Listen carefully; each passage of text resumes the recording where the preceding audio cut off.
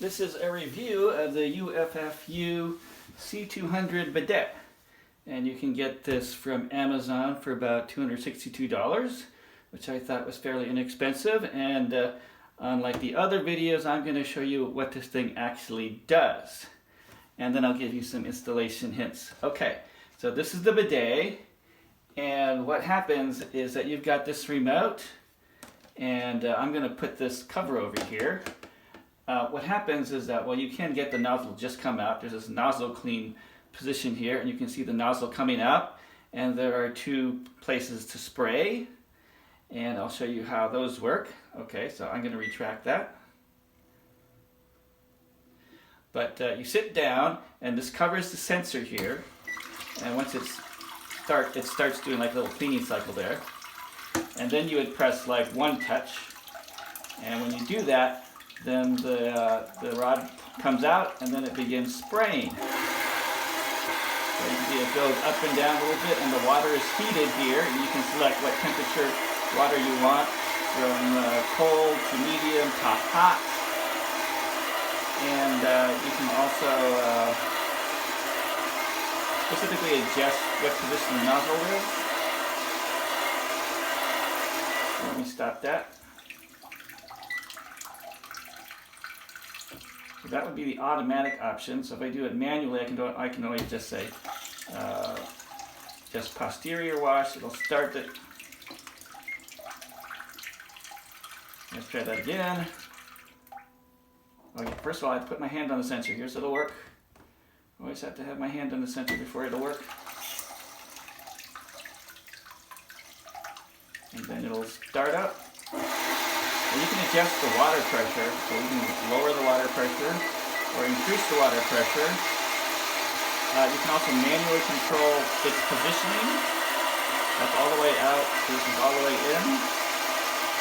Now, I found that you have to kind of sit upright on the toilet to get it to spray exactly where you really want to get sprayed.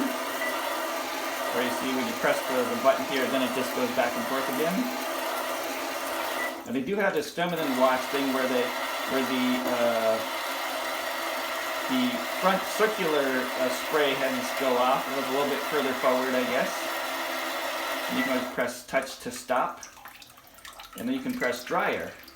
So when you do dryer, then this little vent opens up and it blows hot air to dry you. Now this goes for 4 minutes, although I found that that's actually not long enough to actually dry you completely. It's more like 8 minutes to get you completely dried, so that would be my little bugaboo about that. But that's generally how the toilet works. Now, for some installation hints, I would say that one interesting thing is that this is really designed for the elongated toilet. So this is just a plain round toilet, and it's supposed to be like 18 inches from the bolt to the edge, and this is only like 17 inches, so it's a little bit short, but it still works. So it's still okay, even though you can see it doesn't quite fit. It's got this nice no slam seat here. Now when you're installing this, there's a button on the right hand side of this, and that's the latch, and you can just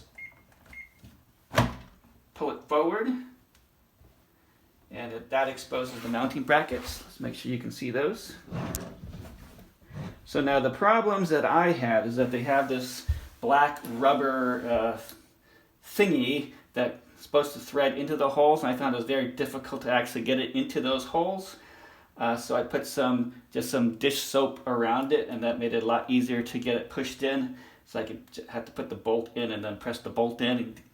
But eventually I got those in, but that was kind of difficult to get in. And the other problem is that this plate here has a tendency to just slide around, so when you try and push this back to lock it, it just starts slipping and it won't lock. So I had one of the other reviewers suggested putting some double stick tape, and that's a good idea. Put some double stick tape along here, and then you set it down, and that will actually lock it in so that it doesn't move.